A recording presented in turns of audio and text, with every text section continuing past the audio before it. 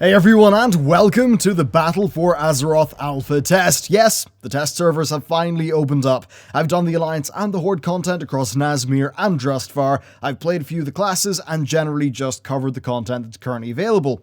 So, what are my first impressions of this expansion? Well, first off, they're actually free from the normal troubles of testing. Bar having the mouse cursor disappear for some reason, this build of Battle for Azeroth pretty much was flawless. I mean, there wasn't a single crash or problem. It kind of, well, it felt like retail, so I actually think that I got a decently representative look at the content itself, bar of course some music, voice acting, and cutscenes. Now, this video does have visual spoilers, but the audio is going to be clear, bar a very general description of the kind of vibe of the zones. So, I kicked off my alpha testing in Nazmir. It's a blood troll infested swamp where we, along with the Zandalari trolls, attempt to get to grips with whatever the consequences of whatever's going on in Uldir, which is this expansion's first bit of raid content. Now, Nazmir is a marshy sort of swamp area, but man, it's a really nice looking one. The visuals are outstanding, especially in key areas like the Blood Moon. I mean, yeah, wow, like some of the places here are like, they're some of the best sort of set piece areas we've seen in the game.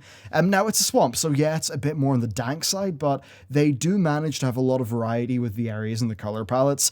They deal with fog here really well too, and I don't know if they've like changed up how their diffuse lighting works or some of that stuff. But something about it just feels better. It could just be that maybe their scene composition is just generally kind of strong here. Nazmir just felt really, I think, immersive to me and also kind of expansive. Part of this was its layout. The zone is quite large, but it's kind of kept to a more personal scale because you're surrounded in like a lot of environmental sort of elements, right? So stuff going on around you. And this sort of also does bring up the concerns of, is the place annoying to navigate? But thankfully, those concerns were unfounded. The actual level design here is great, and progressing through it was a very smooth and engaging experience. Now, the quest flow itself was quite linear, which made sense for the story, but there was plenty of side quests sort of peppered in, and those side quests generally did a good job of telling a small, self-contained story, which generally is always a very good way of doing side quests.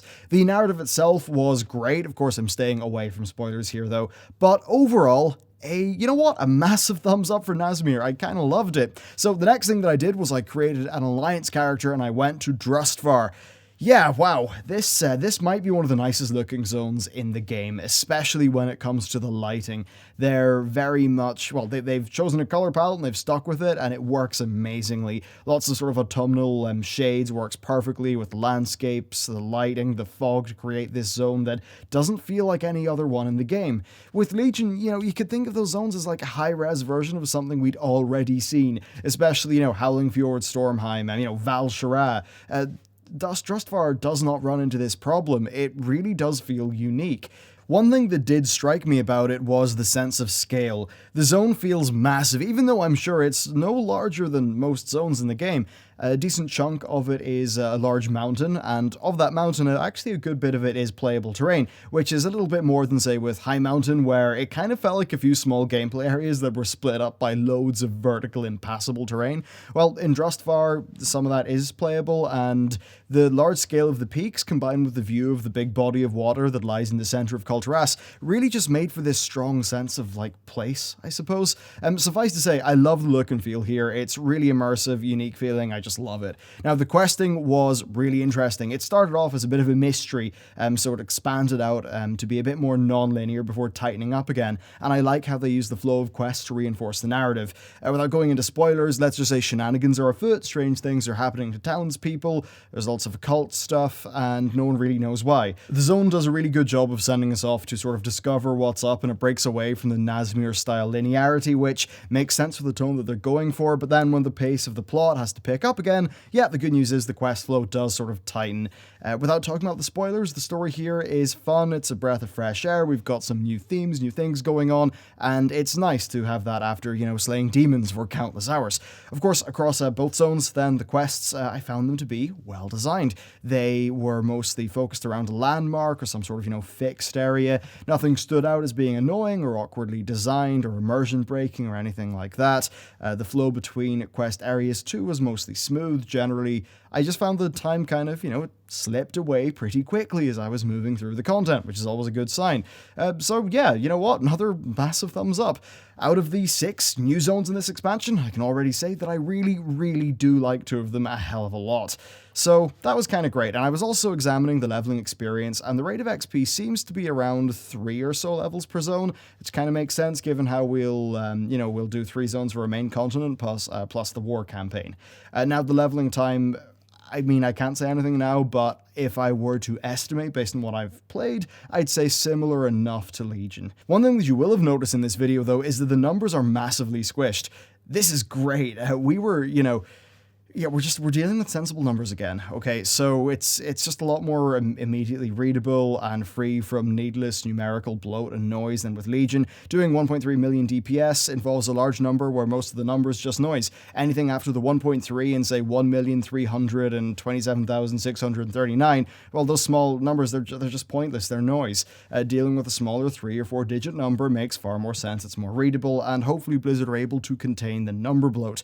Also, item levels have been squished down. Again, I think that's reasonable. We're kind of hitting around 1,000 in Legion, which is very high. I spawned in at eye level 180 and the quest gear was about 200, which again, all seems like a good move in my book. Hopefully just Blizzard are able to keep the bloat down in the future. I mean, come on, do we really need to be doing like 10 times more damage by the end of an expansion? I think that's a little bit excessive. Classes, of course, are another big thing. They're going to be kind of interesting in Battle for Azeroth.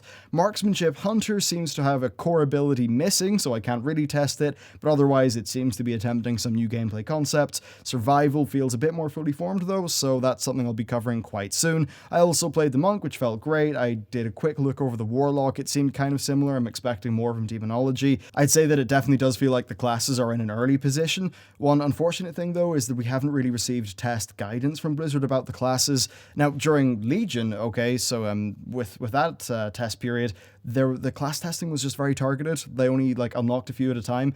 Here though, it's more scattered, and we haven't actually heard from Blizzard what they, say just a blue post like outlining what we should be looking at, what stuff's not really worth looking at because it's going to be changed. So that's kind of unfortunate. Now, one worry was that, of course, when we lose artifacts, the pacing will be thrown off. I can say in the characters that I played, it seemed to be fine. I could always, with my talents, pick a build that was pretty active, but again, we need to wait for more testing, which I will be doing over the coming weeks and months. Now, the Heart of Azeroth necklace, that was on our test characters, and I did find that Azerite was actually dropping just from mobs in the world from time to time, but there's no UI to explore, because while the Heart of Azeroth itself is the source of power, the actual customization, and therefore the UI that will show us all the cool new goodies, well, that's on the Azerite gear that we pick up, and I believe that's an endgame thing. So overall, what are my thoughts so far? Well, it's really strong. These zones, to me, are just way more interesting than the basic Legion ones, with the exception of Suramar. Now, sure, those Legion ones, they look nice, but they didn't feel that unique. They felt like shinier versions of stuff we had seen, just with a more defined art style. This stuff, though, feels more inspired and more unique to me, which is something I think that's very important if you're going to be spending pretty much 2 years in these places.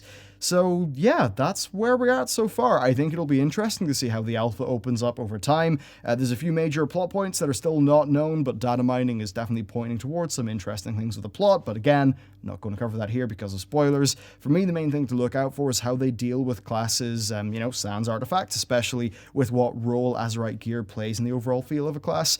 For now though, from what I've played, if that's any indication, it looks like the first few hours of Battle for Azeroth will be great. And we already know that raids are generally pretty solid, and Mythic Plus is another solid bet, so it's less a case of, for me anyway, I think it's less a case of worrying if this expansion will regress or, be worse than Legion, and it's more about will their new bets, like the island explorations and the warfronts, will those bets pay off? Because I think Legion has established a strong baseline, and we need to see how much they carry that forward. Certainly, though, looking pretty strong from here, but it's definitely early days. There'll be a lot of stuff on the channel, so be sure to check that stuff out when it comes and hit the sub button and the bell and all that stuff. But with all that said, thank you very much for watching, and I'll see you next time.